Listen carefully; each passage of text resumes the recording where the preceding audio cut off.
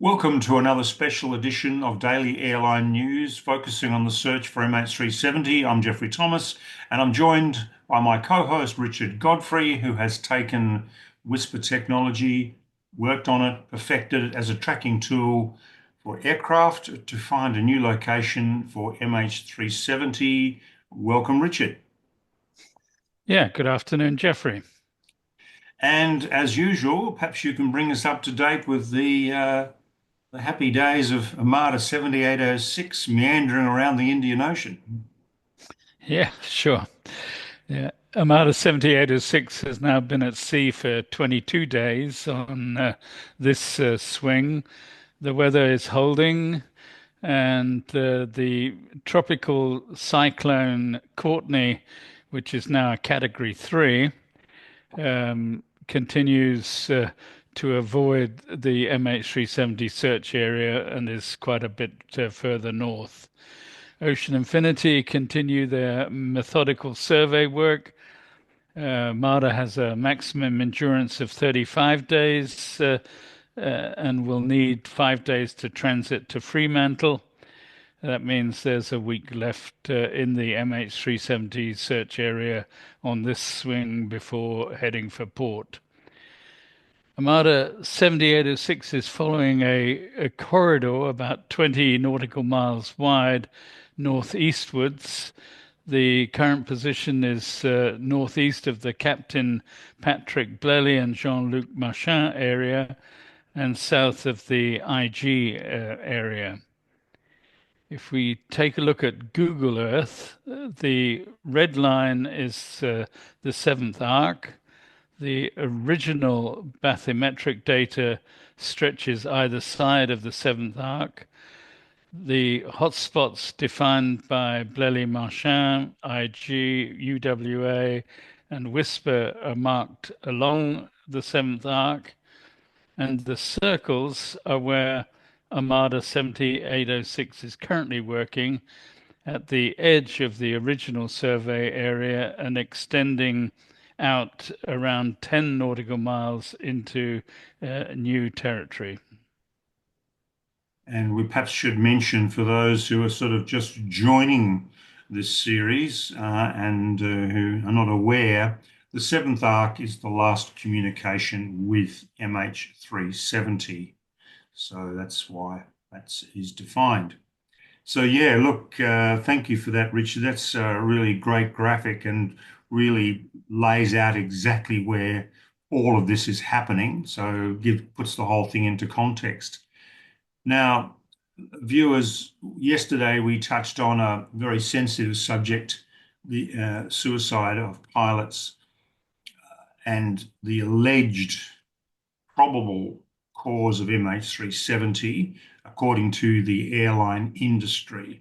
Now, the comments overwhelmingly have been to us that we have treated this subject with sensitivity, and there's been general acceptance of the view that that the captain was probably, allegedly responsible. However, there's some that took exception to that, and we appreciate that, and we've left your comments there to give all sorts of views. But it's a very sensitive subject, and we have tried to treat it as carefully as we possibly could. One viewer said, "This is unfounded speculation about a man who cannot defend himself." Richard, you've got some thoughts on that to clarify that. Yeah, I understand the comment, but on the other hand, this could also be the accusation of a mass murder of 238 innocent people. So the question is, what is the evidence for making a statement that it's either unfounded speculation or it is an accusation of mass murder? The fact is that Captain Sahari Shah simulated a flight of a Boeing 777 to fuel exhaustion in the southern Indian Ocean. The fact is that Malaysian Airlines hired a number of consultants to help them following the disappearance of MH370, And these consultants were all told from the start by the airline that it was the captain. The fact is that the former Prime Minister of Australia, Tony Abbott, said, my very clear understanding from the very top levels of the Malaysian government is that from very, very early on, they thought it was a murder suicide by the pilot. So Mm. we need Yeah. to consider all of the evidence uh, and we need to be careful how we present one view or the other. And we might also mention that that flight simulation, after doing that flight to the southern Indian Ocean to fuel exhaustion, the captain then wiped that particular flight from his flight simulator. It was later recovered by the police. And so the question is, first of all, why would you do it? And then why would you wipe it? It's pretty damning stuff. But anyway, the jury is out on that. But the overriding assumption within the airline industry, in which we work day in, day out, is that that was the case. Anyway, let's move on from that. Rocky Mountain Guy says, I was an international airline pilot for decades and was never once assessed or asked about my mental health. The industry pays lip service to this, but the gap between the espoused safety culture and the actual safety climate is considerable. Fatigue, jet lag, and punishing flight or work schedules, and I'm thinking here also of ATCs, result in accumulated mental, physical, and sometimes emotional stress. And now there is the impetus of having single pilot operations. We're going in reverse. I certainly agree with that last part, Richard. Yeah, I would comment the BBC did a documentary on MH370, Why Planes Vanish. And in that documentary, they interviewed Captain Paul Cullen, who has over 20 years' experience in the cockpit, but is now a researcher in psychology at the Trinity College, Dublin, in Ireland. And he shared his research into the mental health of flight crew. And it is very revealing. So I can completely understand Rocky Mountain Guy as an international airline pilot when he talks about the mental and physical and emotional stress and the punishing work schedules, the fatigue, the jet lag, and it all can add up. And in some cases, it can cause um, even depression. So it is a huge issue which the airline industry is facing up to, but needs to do more work on. From Adam, here is my question on the search process, and one that absolutely baffles me.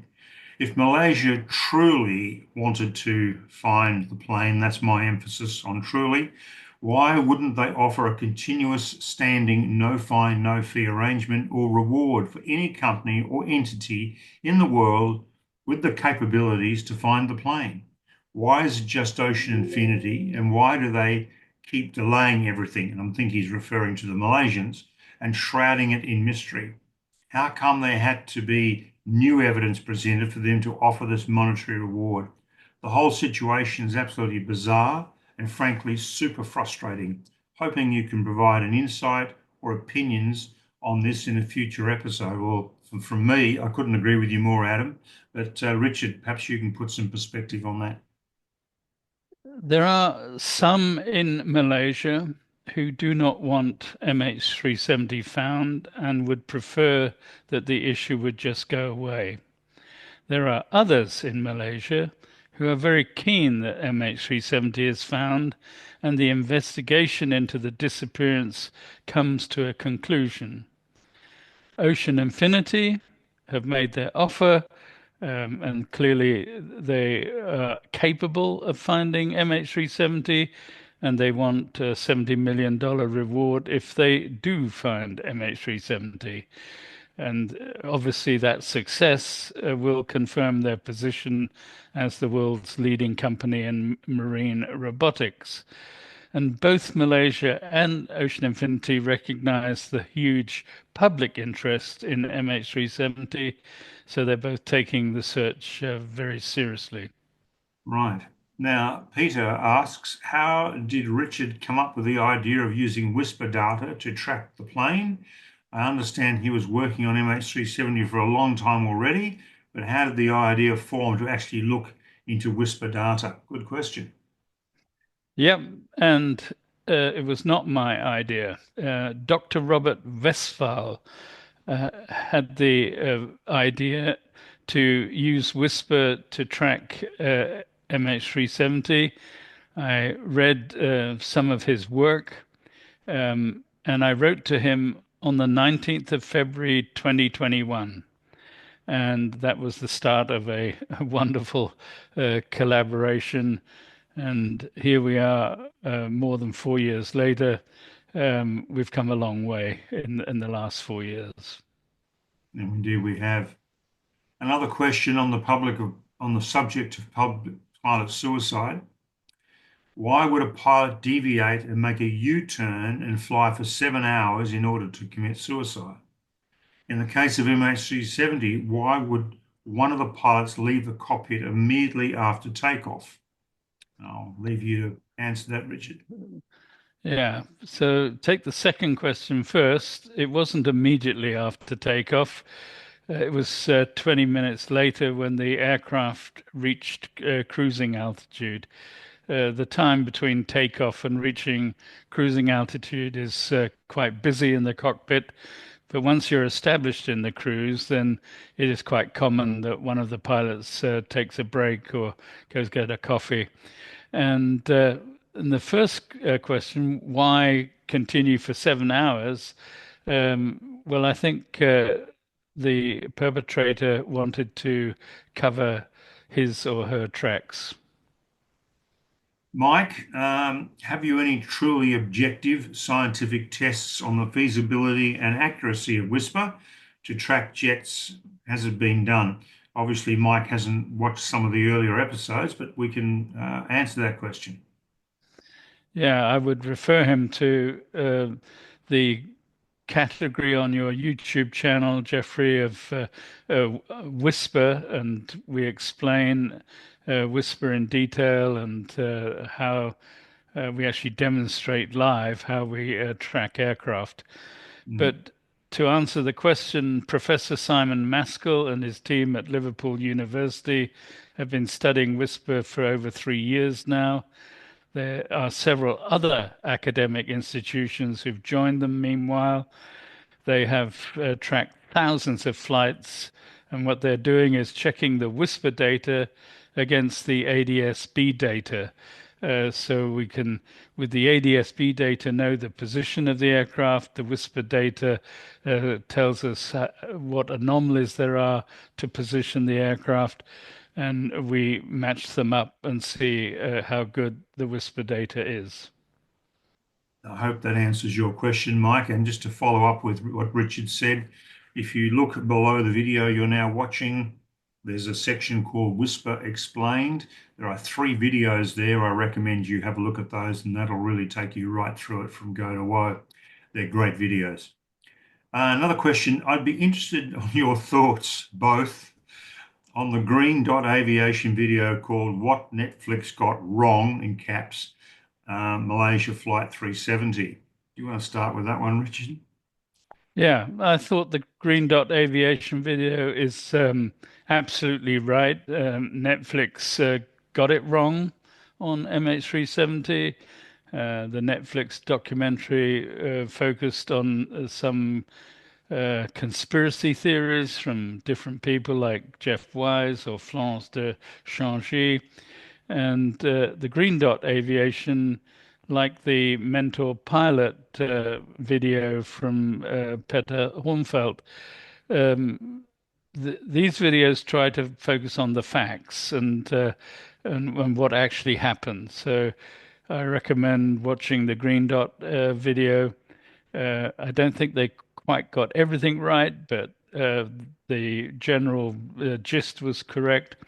And I recommend the Mentor Pilot video as well. And there's a link to both below for those who are interested. We'll certainly include that link to the Green Dot video. And certainly, Netflix got a lot wrong in that documentary. I've never seen so much trashing of a video ever, which is really surprising because Netflix usually do a great job with videos. That one was not one of those.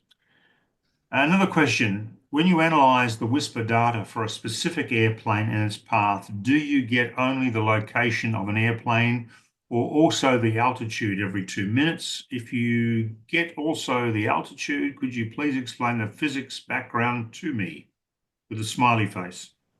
Yeah. Can you give us And a with a smiley face while answering this question? yes, I will smile when answering. Um, there are two types of whisper net anomaly. I call them position and progress indicators. A position indicator is when I observe the overlap of two or the intersection of two or more anomalies at a particular point along a flight path. A progress indicator is when I observe a single anomaly in the aircraft's flight path and within the aircraft's range within 2 minutes. So we get whisper data every 2 minutes, and we can know also how far an aircraft can fly in 2 minutes. And we put these indicators together and get position along a track, but we do not get altitude. Several indicators can be used to estimate the ground speed along the track. If the ground speed suddenly decreases for a few minutes, you might be able to detect a step climb is taking place. The duration of this slower speed can then be used to determine an approximate altitude change. A commercial airliner will climb at around 1,500, 2,000 feet per minute. So you can work out something about the altitude, but you can't be precise. Another one on the same subject. Since on the ocean there are no receiver stations, and that's true, I do not understand how the Whisper data can be seen as tripwires even in areas where there are no receivers. I understand that the airplane will create distortions to the signals. But when the receiver stations are far away from the point of distortion, how do you know the location where the distortion happened? Well, actually, there are on the ocean receiver stations. There are whisper transmitters on ships and yachts, and there are a large number of pico balloons which are let off by radio amateurs, and they have a miniature whisper transmitter on them. But what we rely on is the transmitters that are on one side of the ocean and the receivers on the other side of the ocean. A multiple hop propagation path will have multiple landing points on the Earth's surface, and these can be either on land or on the ocean. So we do track the path of a radio wave from a transmitter to a receiver over oceans like the Indian Ocean. Now, we have also shown that an aircraft's flight path, when it crosses the radio signal path, the radio signal can be reflected, deflected, or even blocked. Ionospheric radio propagation reaches an altitude of several hundred kilometers. A typical commercial airliner flies at an altitude of about 12 kilometers. So you can see most of the time the radio wave will be out of reach of any aircraft. But at any given time, there are about 20,000 aircraft in the air, and you can download their position from the ADS-B data for all commercial aircraft and many military and most private aircraft. So you can find out which aircraft are crossing the radio propagation path of a WhisperNet anomaly at any particular point in time. In the middle of the Indian Ocean, which we're interested in the case of MH370, there are relatively few aircraft crossing the ocean, and so the task is a lot easier. So, thank you for those questions, viewers. Richard and I are going to take a well-deserved day off tomorrow, unless, of course, something spectacular happens, in which case we'll be bringing that news to you straight away. Um, Sunday, we're going to be giving you an update on the aircraft from Diego Garcia. Is that correct, Richard? Is that the plan? That's the plan. Great. So, viewers, thank you very much indeed for watching. Thank you for the great questions. Please subscribe to us. Please like us, and do tune in on Sunday for what promises to be a fascinating update on the Diego Garcia aircraft and what Armada 7806 is doing. So, thank you again, Richard, for all your time today, and thank you, viewers. You're welcome.